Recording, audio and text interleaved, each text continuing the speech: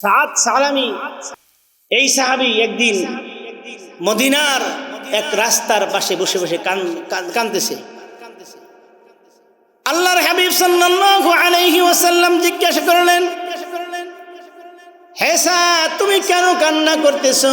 সাদ বলে, ইয়া রাসূলুল্লাহ, ইয়া হাবিবাল্লাহ, আজ থেকে 8 মাস পূর্বে আমি ইসলাম গ্রহণ করেছি, কিন্তু আপনার দেওয়া একটা সুন্নত আমি এখনো মানতে পারি নাই। সাদ বলতেছি, ইয়া রাসূলুল্লাহ, ইয়া হাবিবাল্লাহ, আমি গরিব মানুষ, আমি কৃতদাস, আমি দেখতে কালো, আমার টাকা পয়সা নাই, এই মদিনার মধ্যে কোনো কন্যা আমার সাথে বিবাহ দেয় না। ইয়া রাসূলুল্লাহ, না জানি আমি জাহান্নামে চলে যাব, আমি আপনার এই সুন্নতটা মানতে পারি নাই। আল্লাহর হাবিব সাল্লাল্লাহু আলাইহি ওয়াসাল্লাম বুঝে ফেললেন সাহাবীর মনের মধ্যে রাসূল প্রেমের কত তৃষ্ণা। আল্লাহর হাবিব বলে দিলেন, হে সাদ, তুমি যাও আমর ইবনে ওহাবের বাড়িতে, তার কন্যা আসে, তুমি আমার সালাম দিয়ে বলবে, জাওয়াজানি রাসূলুল্লাহ সাল্লাল্লাহু আলাইহি ওয়াসাল্লাম। আমার ভাইরা, সাদ সালামি চলে গেল আমর বিন ওহাবের বাড়িতে। আমর বিন ওহাব ছিল তৎকালীন সময়ে মদিনার মধ্যে সবচাইতে ধনী ব্যক্তি। তার কন্যা ছিল একজন সুন্দরী হৌরে মদিনা যাকে বলা হতো। তার বাড়িতে গিয়ে আমর ইবনে ওহাবের বাড়িতে গিয়ে সালাম দিল আর বলো, হে আমর ইবনে ওহাব, রাসূল সাল্লাল্লাহু আলাইহি ওয়াসাল্লাম আমাকে তোমার কাছে পাঠাইছে, জাওয়াজানি রাসূলুল্লাহ, তোমার কন্যার সাথে আমাকে বিবাহ পড়াইয়ে দেওয়ার জন্য আল্লাহর হাবিব তোমার কাছে আমাকে পাঠিয়ে দিয়েছে। জোরে বলি সুবহানাল্লাহ। সাদ সালামি দেখতে কেমন? কালো, অনেক বড় লোক, টাকা পয়সা নাই, মানে মোহরানা আদায় করবে এরকম কিচ্ছু নাই, দেখতে কালো, এমনিও গরিব, আবার কৃতদাস।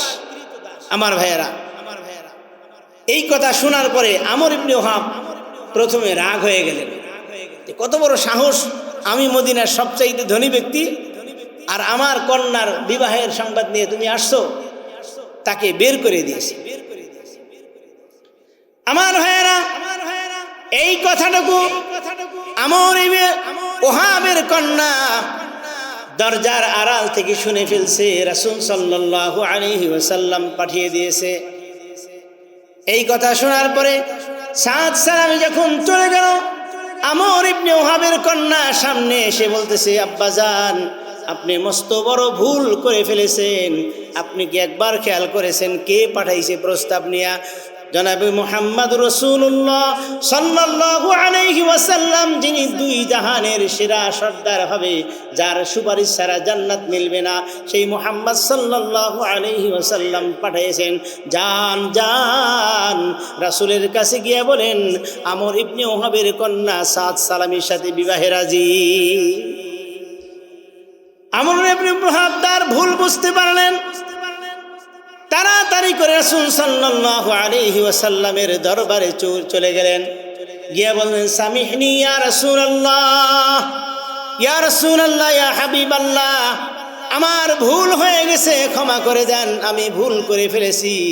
ইয়া রাসূলুল্লাহ, ইয়া হাবিবাল্লাহ, আমার কন্যা রাজি হয়ে গেছে, আপনি দেন সাদ সালামির সাথে আমার কন্যার বিবাহ পড়াইয়া দেন।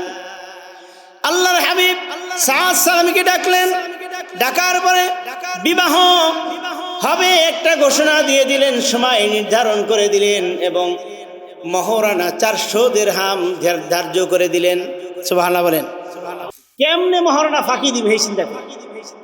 আর বিবাহের ওই আসরে বৈশা যেই দাপট দেখায় কত টাকা লাগবে মহরানা, কিন্তু আদায় করার বেলা শূন্য।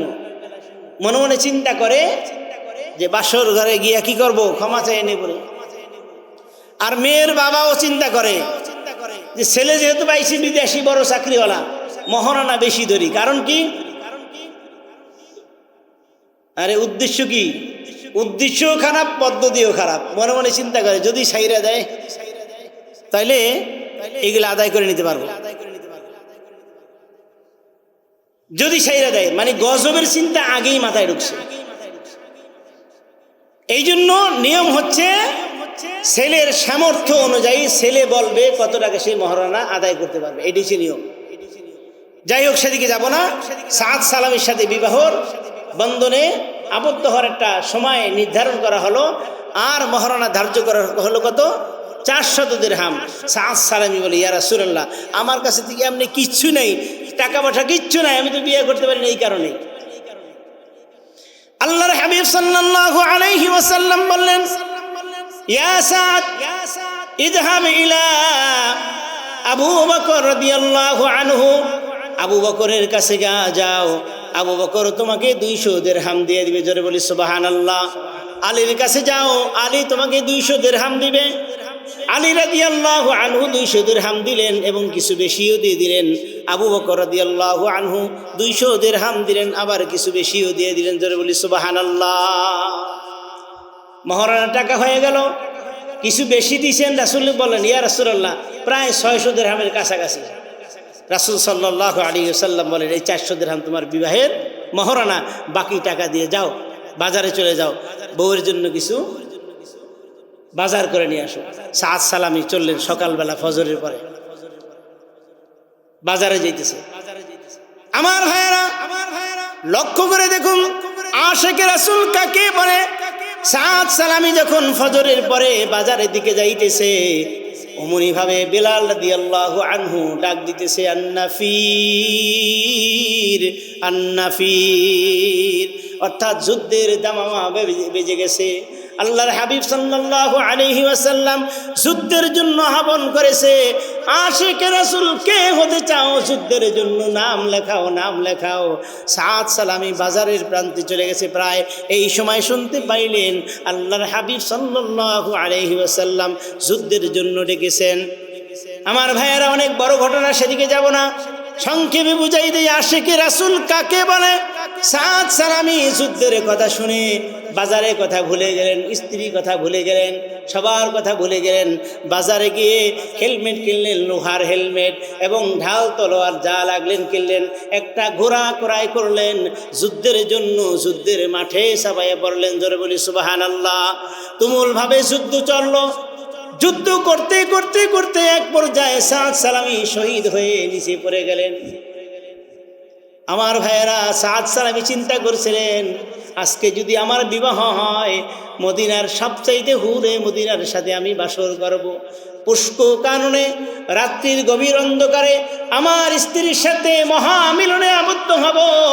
কিন্তু আমার হাবিব তো যুদ্ধের জন্য ডেকেছেন। আমার হাবিব শরীরের রক্ত, শরীর থেকে রক্ত ঝরাইবে, আর আমি সাদ পুষ্প কাননে আমার স্ত্রীর আলিঙ্গনে থাকবো, এটা হতে পারে না। সাদ সালামি যুদ্ধ করে শহীদ হয়ে গেলেন। অনেক বড় ঘটনা। সাহাবীরা শহীদদের লাশগুলো একত্রে করতেছিলেন। সাদ সালামি মুখমণ্ডল সব কিছু আবৃত, একটা হাত বের হয়ে গেছে, কালো হাত।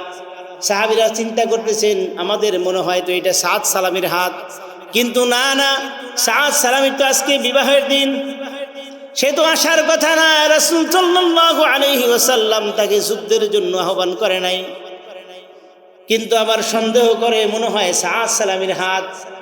রাসূল সাল্লাল্লাহু আলাইহি ওয়াসাল্লামকে ডাকলেন। আল্লাহর হাবিব সামনে এসে বলতেছে, মুখটা খোলো। যখন শরীর থেকে তার যুদ্ধের বস্ত্রগুলো খুলে নেওয়া হলো, রাসূল সাল্লাল্লাহু আলাইহি ওয়াসাল্লাম তাকিয়ে দেখে সে তো আর কেউ নয়, আশিকে রাসূল সাদ সালামির লাশ পড়ে আছে। আল্লাহু আকবার। কেমন আশিকে রাসূল ছিলেন চিন্তা করেন। আল্লাহর হাবিব অঝোর ধারায় কান্না শুরু করলেন। মুক্তার দানার মতো চোখ থেকে পানিগুলো গড়গড়াইয়া পড়তেছিল। কিছুক্ষণ পর আল্লাহর হাবিব কান্না থামাইয়া তিনি হেসে দিলেন। এরপরে রাসূল সাল্লাল্লাহু আলাইহি ওয়াসাল্লাম সাদ সালামি থেকে তার নজরটা ফিরে অন্যদিকে তাকাইলেন। কাজ করলেন কয়টা?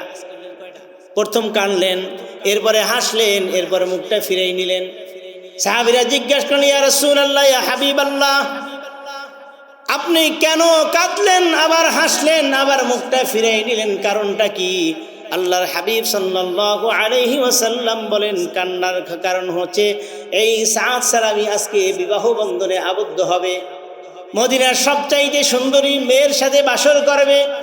যেই সাদ সালামি যুদ্ধের কথা শোনার পরে তার বাসর ঘরের কথা ভুলে গেল, তার সুন্দরী স্ত্রীর কথা ভুলে গেল, যিনি যুদ্ধের যাওয়ার জন্য বাজারের পরিবর্তে যুদ্ধের জিনিসপত্র ক্রয় করে যুদ্ধের ময়দানে ঝাঁপিয়ে পড়ে জীবনটা দিয়ে দিল, আমি এই বিরহ ব্যথায় তার জন্য কান্না করতেছিলাম। ইয়া রাসূলুল্লাহ, আপনি হাসতেছিলেন কেন? কারণ কি? বলে হাসতেছিলাম এই কারণে আল্লাহ পাক রব্বুল আলামিন সাদ সালামির প্রতি এত খুশি হয়েছেন, এত খুশি হয়েছেন, জান্নাত থেকে আল্লাহ রব্বুল আলামিন মদিনায় আমর ইবনে ওহাবের কন্যার পরিবর্তে নূরে মদিনার, হুরে মদিনার এই পরিবর্তে আল্লাহ রব্বুল আলামিন জান্নাত থেকে হুর পাঠিয়ে দিয়েছে, যার দুই পাশে 1,40,000 হুর ইস্তিকবাল করতে করতে আমার সাদ সালামির মাথার কাছে চলে আসছে। এই জন্য আমি হাসতেছি। কাঁদতেছিলেন, মুখটা ফিরালেন কেন? এ সাহাবীরা শোনো, এই 1,40,000 হুর মাঝখানে ওই সালামির জান্নাতে যে হুর হবে আল্লাহ রাব্বুল আলামিন বিবাহ পড়ায় দিয়েছে, তার সাথে যে হুরেরা আসছে তারা ইস্তেকবাল করতে করতে আসছে, ইস্তেকবাল করার সময় তাদের কাপড় সরে যাচ্ছে, আমি আল্লাহর হাবিব সেদিকে তাকায়ে থাকতে পারি না, আমি লজ্জায় আমার চেহারা মুবারক অন্যদিকে ফিরাই নিয়েছি। জোরে বলি সুবহানাল্লাহ। তাহলে লাইলির মতো দুধ খাওয়া আশেক অনেক আছে, ঠিক কিনা বলেন?